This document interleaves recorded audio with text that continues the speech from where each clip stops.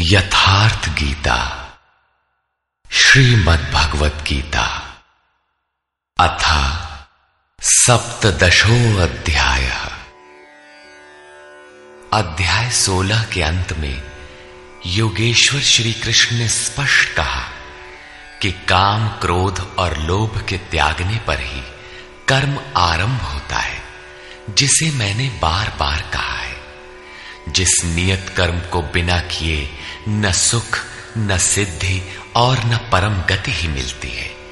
इसलिए अब तुम्हारे लिए कर्तव्य और अकर्तव्य की व्यवस्था में कि क्या करूं क्या न करूं, इसके संबंध में शास्त्र ही प्रमाण है, कोई अन्य शास्त्र नहीं, बल्कि इति गुह्यतमं शास्त्रमिदम्। गीता स्वयं शास्त्र है। अन्य शास्त्र भी हैं, किंतु यहां इसी गीता शास्त्र पर दृष्टि रखें, दूसरा न ढूंढने लगे। दूसरी जगह ढूंढेंगे तो ये क्रमबद्धता नहीं मिलेगी, अतः भटक जाएंगे। इस पर अर्जुन ने प्रश्न किया। अर्जुन उवाच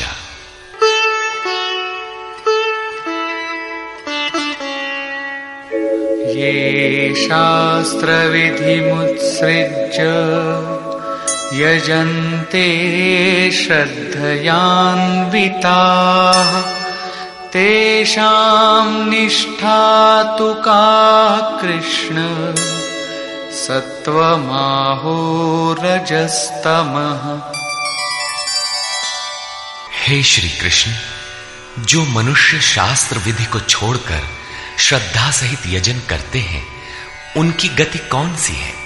सात्विकी है, राजसी है अथवा तामसी है? यजन में देवता, यक्ष, भूत इत्यादि सभी आ जाते हैं। श्री भगवान वाच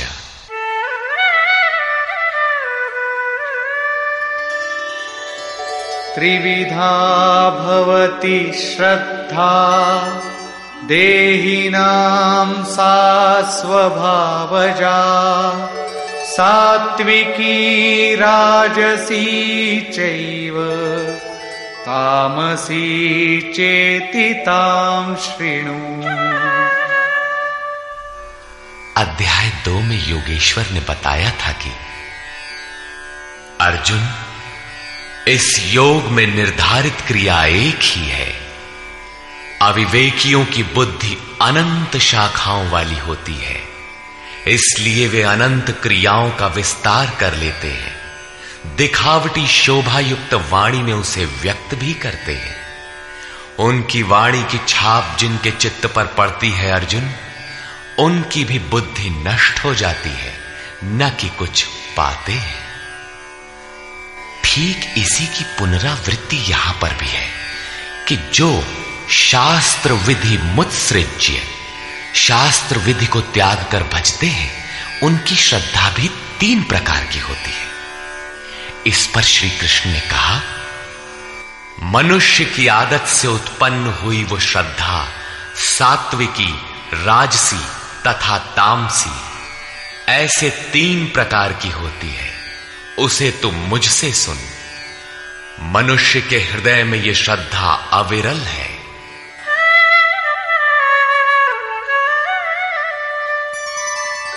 सत्वानुरूपा सर्वस्य श्रद्धा भवति भारत श्रद्धामयोऽयं पुरुषो यो यच्छ्रद्धः स एव सः। हे भारत, सभी मनुष्यों की श्रद्धा उनके चित्त की वृत्तियों के अनुरूप होती है। ये पुरुष श्रद्धामय है, इसलिए जो पुरुष जैसी श्रद्धा वाला है वो स्वयं भी वही है। प्रायः लोग पूछते हैं, मैं कौन हूं? कोई कहता है मैं तो आत्मा हूं, किंतु नहीं। यहां योगेश्वर श्री कृष्ण कहते हैं कि जैसी श्रद्धा, जैसी वृत्ति, वैसा पुरुष। गीता योग दर्शन है। महर्षि पतंजलि भी योगी थे। उनका योग दर्शन है। योग है क्या? उन्होंने बताया, योगश्चित्त वृत्ति निरोधा, चित्त की वृत्तियों का सर्वथा रुक जाना योग है। किसी ने परिश्रम करके रोक ही लिया तो लाभ क्या है? तदा द्रष्टुः स्वरूपे वस्थानम, उस समय ये दृष्टा जीवात्मा अपने ही शाश्वत स्वरूप में स्थित हो जाता है। क्या स्थित होने से पूर्व ये मलिन था?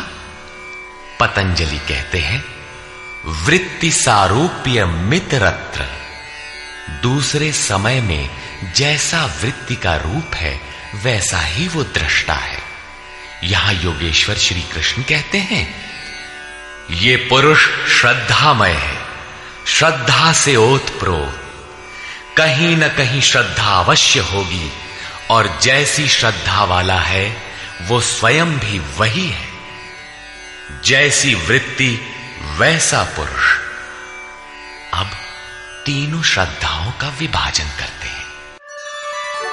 यजन्ते सात्विका देवान् यक्षरक्षांसि राजसाः प्रेतान् भूतगणांश्चान्ये यजन्ते तामसा जनाः। उनमें से सात्विक पुरुष देवताओं को पूजते हैं, राजसी पुरुष यक्ष और राक्षसों को पूजते हैं, तथा अन्य तामस पुरुष प्रेत और भूतों को पूजते हैं। वे पूजन में अथक परिश्रम भी करते हैं।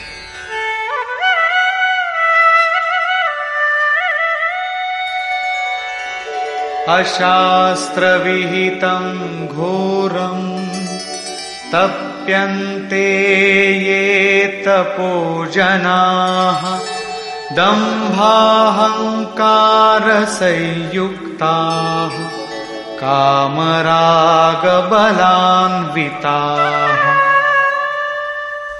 वे मनुष्य शास्त्र विधि से रहित घोर कल्पित अर्थात कल्पित क्रियाएं रचकर तप तपते हैं। दंभ और अहंकार से युक्त, कामना और आसक्ति के बल से बंधे हुए, कर्षयन्तः शरीरस्थं भूतग्राममचेतसः मां चैवान्तः शरीरस्थं तान् विद्यासुरनिश्चयान्। वे शरीर रूप में स्थित भूत समुदाय को और अंतःकरण में स्थित मुझ अंतर्यामी को भी कृश करने वाले हैं, अर्थात दुर्बल करने वाले हैं। आत्मा प्रकृति के दरारों में पड़कर विकारों से दुर्बल और यज्ञ साधनों से सबल होती है।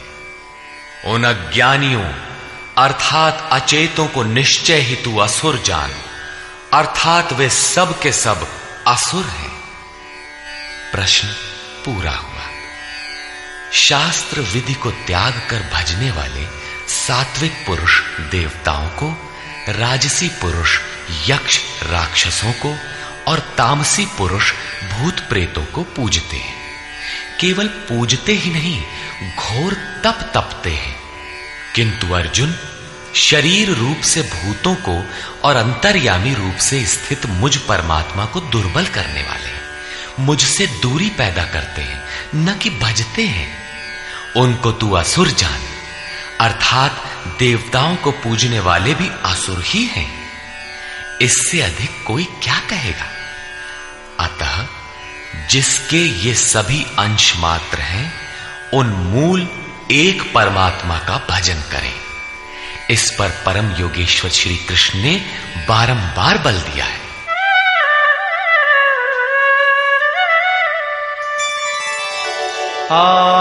आहारस्त्वपि सर्वस्य त्रिविधो भवति प्रियः यज्ञस्तपस्तथा दानं तेषां भेदमिमं शृणु। अर्जुन, जैसे श्रद्धा 3 प्रकार की होती है, वैसे ही सबको अपनी अपनी प्रकृति के अनुसार भोजन भी 3 प्रकार का प्रिय होता है। और वैसे ही यज्ञ, तप और दान भी 3-3 प्रकार के होते हैं। उनके भेद को तू मुझसे सुन। पहले प्रस्तुत है आहार। आयुः सत्त्वबलारोग्य सुख प्रीति विवर्धनाः रस्या स्निग्धा स्थिरा हृद्या आहारा सात्विक प्रिया। आयु, बुद्धि, बल, आरोग्य, सुख और प्रीति को बढ़ाने वाले, रस युक्त चिकने और स्थिर रहने वाले तथा स्वभाव से ही हृदय को प्रिय लगने वाले भोज्य पदार्थ सात्विक पुरुष को प्रिय होते हैं। योगेश्वर श्री कृष्ण के अनुसार स्वभाव से हृदय को प्रिय लगने वाला, बल, आरोग्य, बुद्धि और आयु बढ़ाने वाला भोज्य पदार्थ ही सात्विक है। जो भोज्य पदार्थ सात्विक है, वही सात्विक मनुष्य को प्रिय होता है। कट्वं ललवणात्युष्ण तीक्ष्ण रूक्ष विदाहिनः आहारा राजसस्येषा दुःख शोकामय प्रदाः।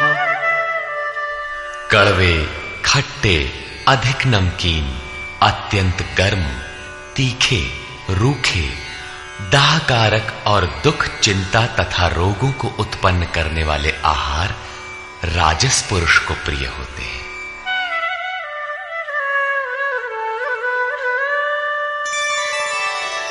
यातयामं गतरसं पूतिपर्युषितं च यत् उच्छिष्टमपि चामेध्यं भोजनं तामसप्रियम्।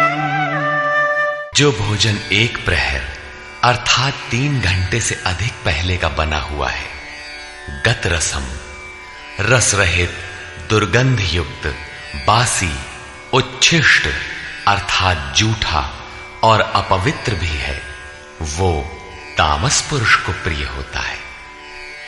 प्रश्न पूरा हुआ। अब प्रस्तुत है यज्ञ।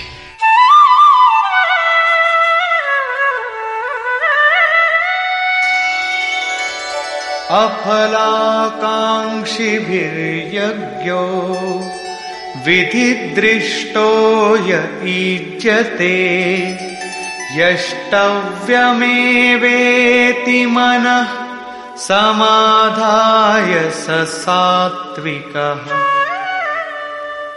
जो यज्ञ विधि दृष्ट शास्त्र विधि से निर्धारित किया गया है, जैसा पीछे अध्याय 3 में यज्ञ का नाम लिया, अध्याय 4 में यज्ञ का स्वरूप बताया कि बहुत से योगी प्राण को अपान में, अपान को प्राण में हवन करते हैं। प्राण अपान की गति निरोध कर प्राणों की गति स्थिर कर लेते हैं, संयमाग्नि में हवन करते हैं। इस प्रकार यज्ञ के 14 सोपान बताए, जो सब के सब ब्रह्म तक की दूरी तय करा देने वाली एक ही क्रिया की ऊंची नीची अवस्थाएं हैं। संक्षेप में यज्ञ चिंतन विशेष की प्रक्रिया का चित्रण है, जिसका परिणाम सनातन ब्रह्म में प्रवेश है, जिसका विधान इस शास्त्र में किया गया है।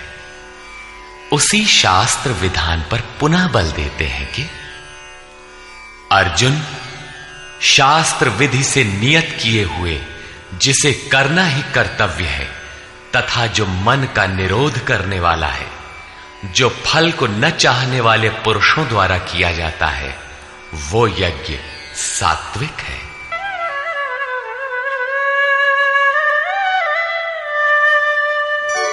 अभिसंधाय तु फलम् दम्भार्थमपि चैव यत् ईज्यते भरतश्रेष्ठ तं यज्ञं विद्धि राजसम्। हे अर्जुन, जो यज्ञ केवल दंभाचरण के लिए ही हो या फल को उद्देश्य बनाकर किया जाता हो, उसे राजस यज्ञ जान। ये कर्ता यज्ञ की विधि जानता है, किंतु दंभाचरण या फल को उद्देश्य बनाकर करता है कि अमुक वस्तु मिलेगी तथा लोग देखें कि यज्ञ करता है, प्रशंसा करेंगे। ऐसा यज्ञ करता वस्तुतः राजसी है। अब तामस यज्ञ का स्वरूप बताते हैं।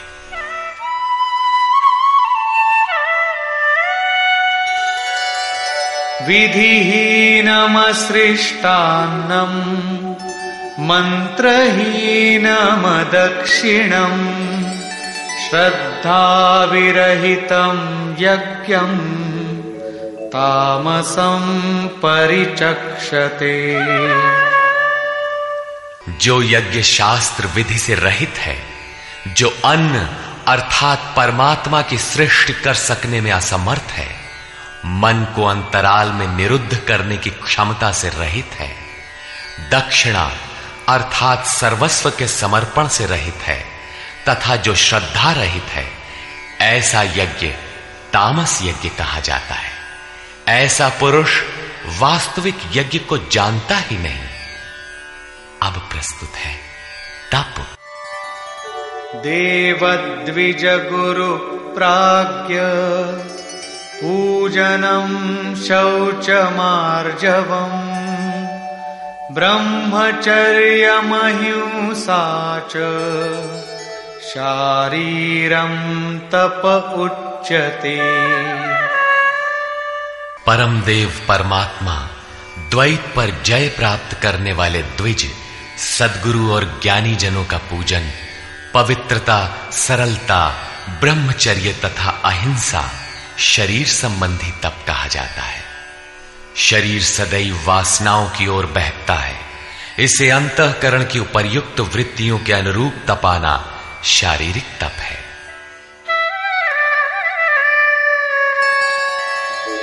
अनुद्वेगकरं वाक्यं सत्यं प्रियहितं च यत् स्वाध्यायाभ्यसनं चैव वाङ्मयं तप उच्यते। उद्वेग न पैदा करने वाला, प्रिय, हितकारक और सत्य भाषण तथा परमात्मा में प्रवेश दिलाने वाले शास्त्रों के चिंतन का अभ्यास, नाम जप, ये वाणी संबंधी तप कहा जाता है। वाणी विषयोन्मुख विचारों को भी व्यक्त करती रहती है। इसे उस ओर से समेटकर परम सत्य परमात्मा की दिशा में लगाना वाणी संबंधी तप है। अब मन संबंधी तप देखें।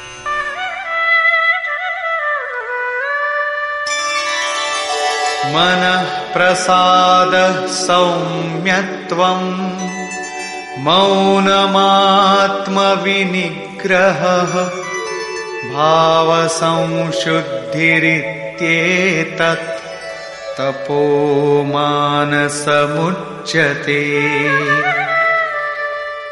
मन की प्रसन्नता, सौम्य भाव, मौन अर्थात इष्ट के अतिरिक्त अन्य विषयों का स्मरण भी न हो, मन का निरोध, अंतःकरण की सर्वथा पवित्रता, ये मन संबंधी तप कहा जाता है।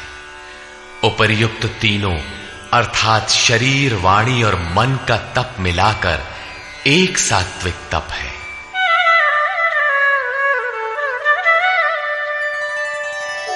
श्रद्धया परया तप्तं तपस्तत्त्रिविधं नरैः अफलाकांक्षिभिर्युक्तैः सात्विकं परिचक्षते।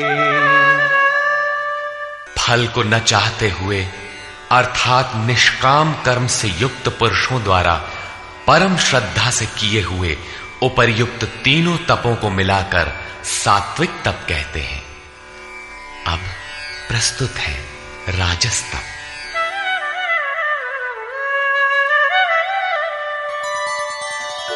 सत्कारमान पूजार्थं तपोदम्भेन चैव यत् क्रियते तदिह प्रोक्तम् राजसं चलमध्रुवम्।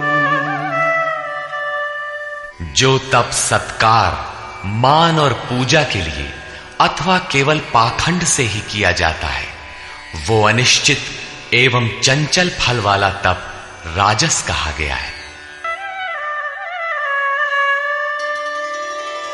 मूढ़ग्राहेणात्मनो यत् पीडया क्रियते तपः परस्योत्साधनार्थं वा तत्तामसमुदाहृतम्।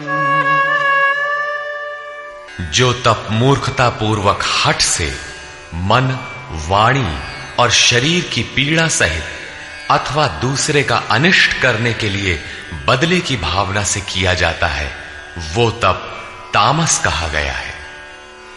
इस प्रकार सात्विक तप में शरीर, मन और वाणी को मात्र इष्ट के अनुरूप ढालना है। राजस तप में तप की क्रिया वही है, किंतु दंभ मान सम्मान की इच्छा से तपते हैं। प्रायः महात्मा लोग घर बार छोड़ने के बाद भी इस विकार के शिकार हो जाते हैं। और तीसरा तामसी तप अविधि पूर्वक होता है, दूसरों को पीड़ा पहुंचाने के दृष्टिकोण से होता है। अब प्रस्तुत है दान।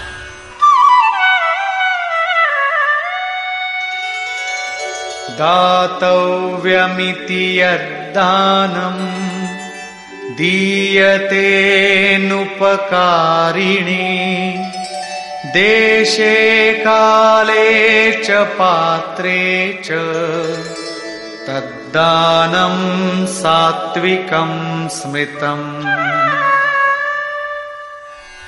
दान देना ही कर्तव्य है।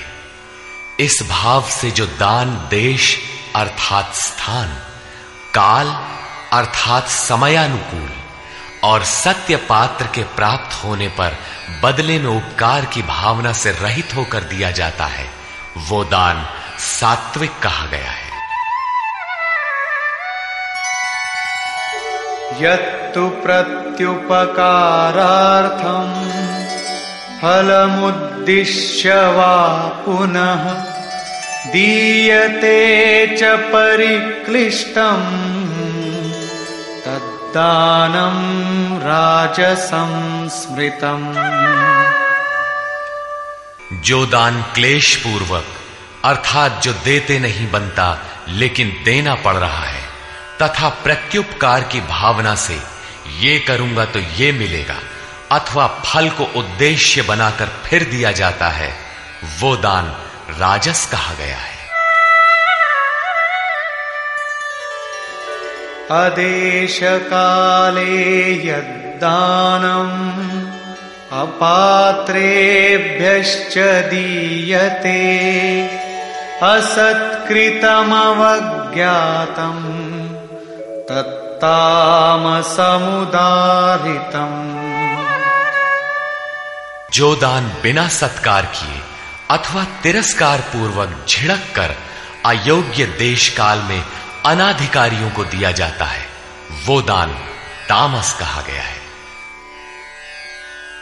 पूज्य महाराज जी कहा करते थे, हो कुपात्र को दान देने से दाता नष्ट हो जाता है। ठीक इसी प्रकार श्री कृष्ण का कहना है कि दान देना ही कर्तव्य है।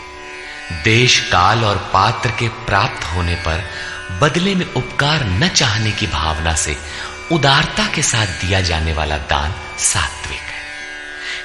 कठिनाई से निकलने वाला बदले में फल की भावना से दिया जाने वाला दान राजस है और बिना सत्कार के झिड़कियों के साथ प्रतिकूल देश काल में कुपात्र को दिया जाने वाला दान तामस है, लेकिन है दान ही। किंतु जो देह गेह इत्यादि सबके ममत्व को त्याग कर एकमात्र इष्ट पर ही निर्भर है, उसके लिए दान का विधान इससे और उन्नत है और वो है सर्वस्व का समर्पण, संपूर्ण वासनाओं से हटकर मन का समर्पण, जैसा कि श्री कृष्ण ने कहा है, मय्येव मन आधत्स्व, अतः दान नितांत आवश्यक है। अब प्रस्तुत है ओम तत् और सत का स्वरूप।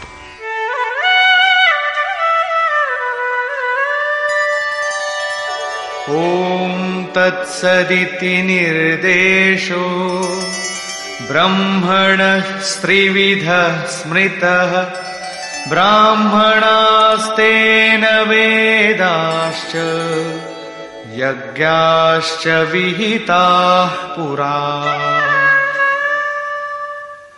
अर्जुन, ओम, तत् और सत ऐसा 3 प्रकार का नाम ब्रह्मणः निर्देशः स्मृतः, ब्रह्म का निर्देश करता है, स्मृति दिलाता है, संकेत करता है और ब्रह्म का परिचायक है। उसी से पुरा, पूर्व में अर्थात आरंभ में ब्राह्मण, वेद और यज्ञादि रचे गए हैं। अर्थात ब्राह्मण, यज्ञ और वेद ओम से पैदा होते हैं। ये योग जन्य है, जन्मना नहीं। ओम के सतत चिंतन से ही इनकी उत्पत्ति है और कोई तरीका नहीं है।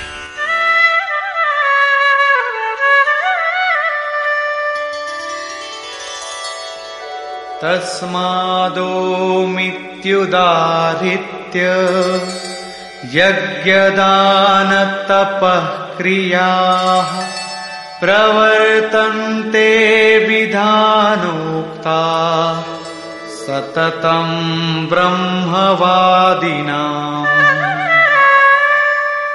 इसलिए ब्रह्म का कथन करने वाले पुरुषों की शास्त्र विधि से नियत की हुई यज्ञ, दान और तप क्रियाएं निरंतर ओम इस नाम को उच्चारण करके ही की जाती है, जिसमें उस ब्रह्म का स्मरण हो जाए। अब तत् शब्द का प्रयोग बताते हैं।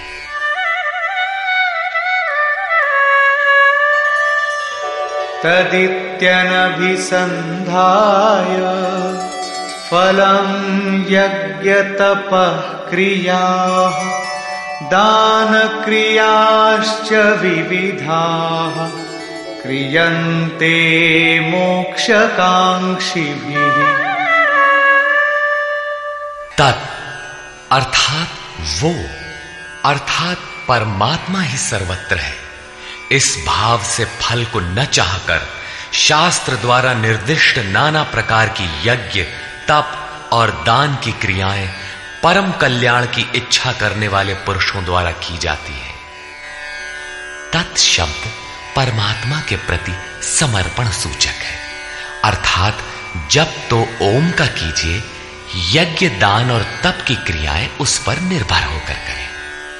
अब सत के प्रयोग का स्थल बताते हैं।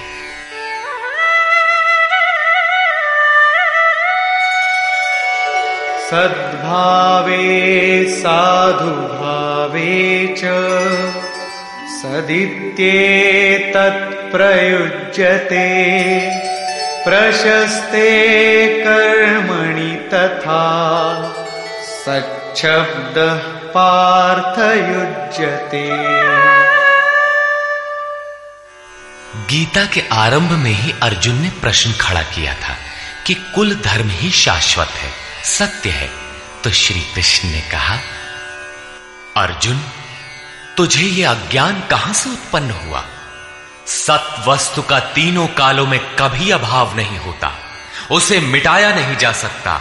और असत वस्तु का तीनों कालों में अस्तित्व नहीं है, उसे रोका नहीं जा सकता। वस्तुतः वो कौन सी वस्तु है जिसका तीनों कालों में अभाव नहीं है? और वो असत वस्तु है क्या जिसका अस्तित्व नहीं? तो बताया, ये आत्मा ही सत्य है और भूतादिकों के समस्त शरीर नाशवान है। आत्मा सनातन है, अव्यक्त है, शाश्वत और अमृत स्वरूप है। यही परम सत्य है। सत, ऐसे परमात्मा का ये नाम सद्भावे सत्य के प्रति और साधु भाव में प्रयोग किया जाता है। और हे पार्थ, जब कर्म सांगो पांग भली प्रकार होने लगे तब सत शब्द का प्रयोग किया जाता है। सत का अर्थ यह नहीं है कि ये वस्तुएं हमारी हैं। जब शरीर ही हमारा नहीं है तो इसके उपभोग में आने वाली वस्तुएं हमारी कब है? ये सत नहीं है। सत का प्रयोग केवल एक दिशा में किया जाता है। सद्भाव में आत्मा ही परम सत्य है। इस सत्य के प्रति भाव हो, उसे साधने के लिए साधु भाव हो और उसकी प्राप्ति कराने वाला कर्म प्रशस्त ढंग से होने लगे, वहीं सत शब्द का प्रयोग किया जाता है।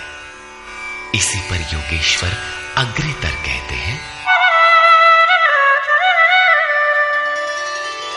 यज्ञे तपसि दाने च स्थितिः सदिति चोच्यते कर्म चैव तदर्थीयम् सदित्येवाभिधीयते।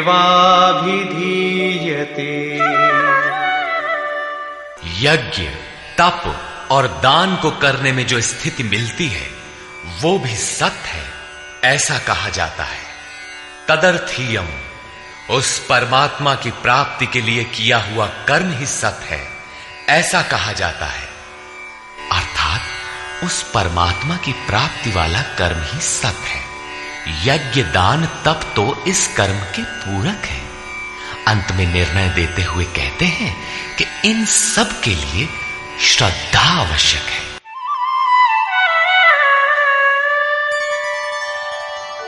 अश्रद्धया हुतं दत्तं तपस्तप्तं कृतं च यत् असदित्युच्यते पार्थ न च तत्प्रेत्य नो इह।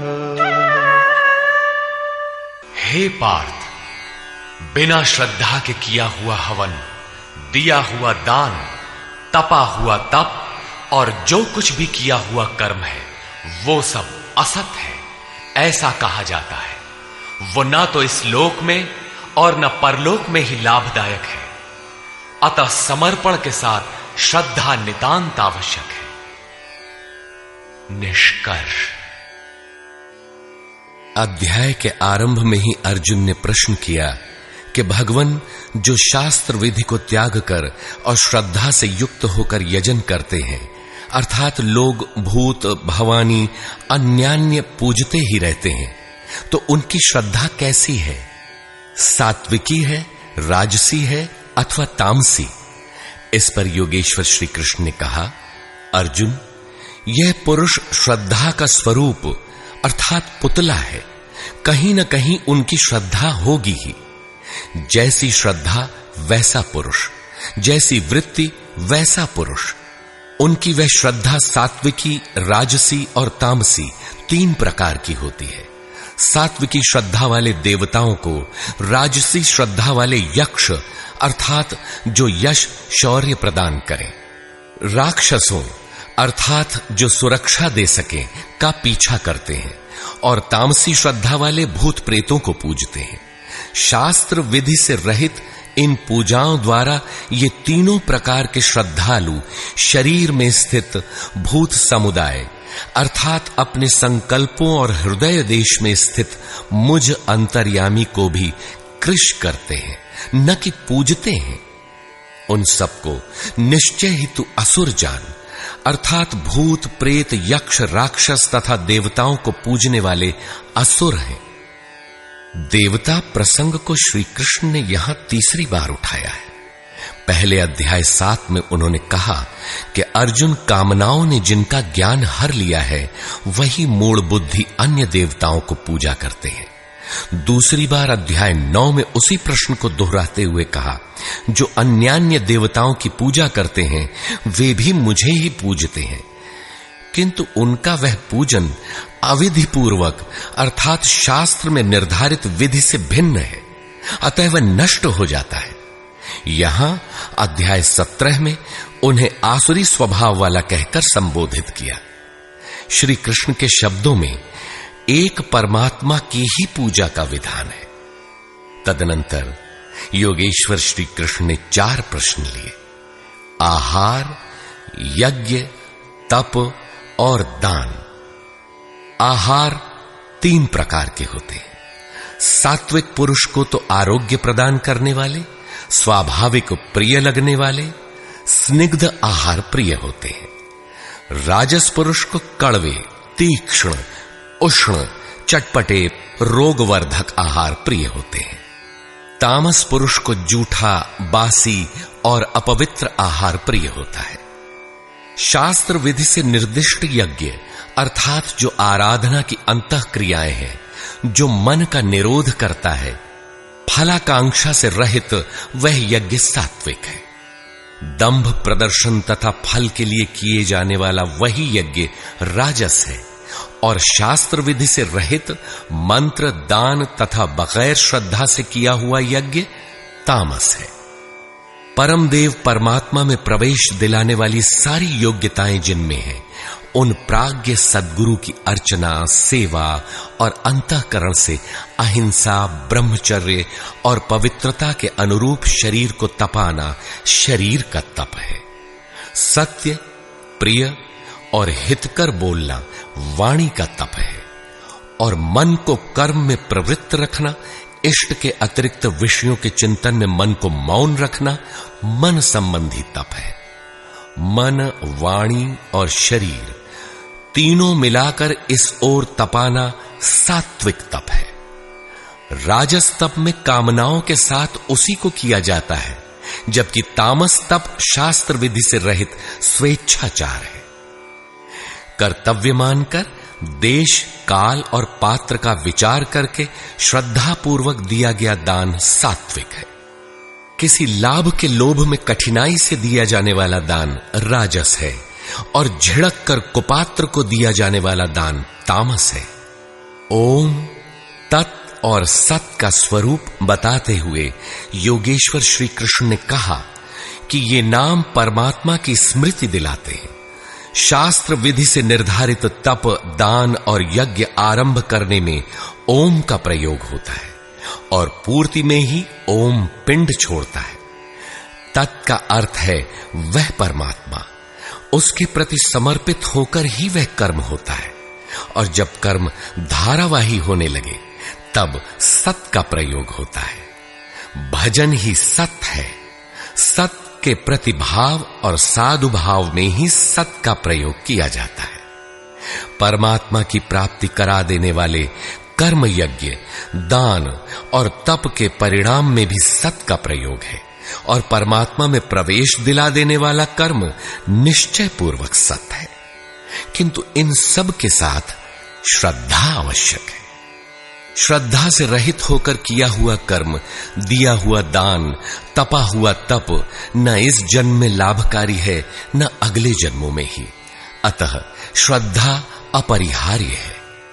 संपूर्ण अध्याय में श्रद्धा पर प्रकाश डाला गया और अंत में ओम, तत् और सत की विशद व्याख्या प्रस्तुत की गई, जो गीता के श्लोकों में पहली बार आया है।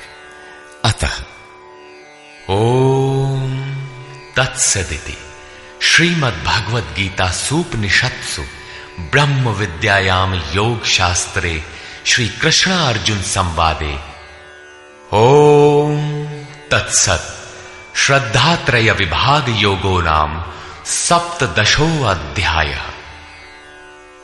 इस प्रकार स्वामी अड़गड़ानंद कृत श्रीमद्भगवद गीता के भाष्य यथार्थ गीता का 17वां अध्याय पूर्ण होता है।